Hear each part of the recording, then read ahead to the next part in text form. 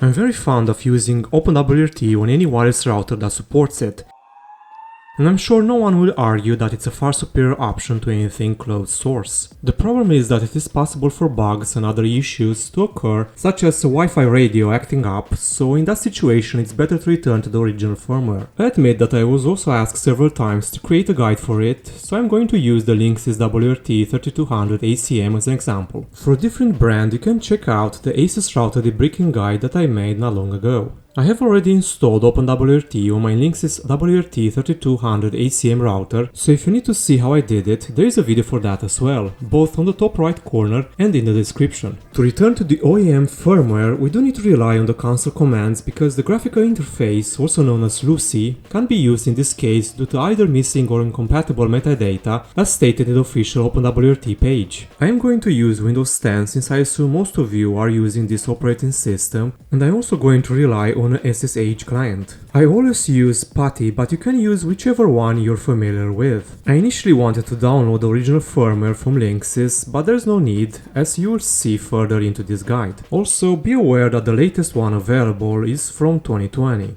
Yikes.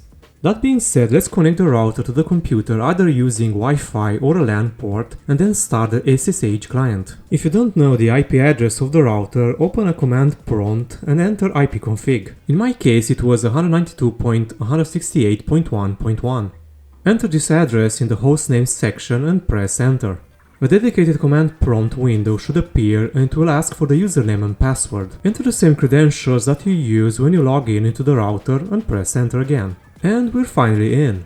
I entered the following commands, which are pretty much the first line but divided into multiple parts. And as for the image link, go to the official website, right click the download link and copy it. Paste it within the command line and wait for the downloading process to be done. After that, while still being in the temporary directory, enter the following command. This should force the upgrade of the system and you will also be kicked out of the SSH client. It's normal, so don't worry.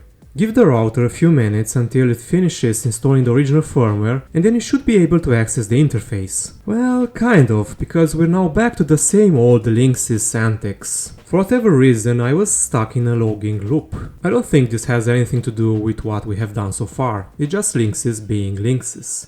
The fix that I found is to hard reset the router, which can be done by long pressing the reset button, the small red one from the rear side, for about 10 seconds. After that, just redo the entire installation process once more and you should be able to access the user interface. That's all for now. Subscribe if you want to see more of this type of videos. Thank you for watching and see you next time.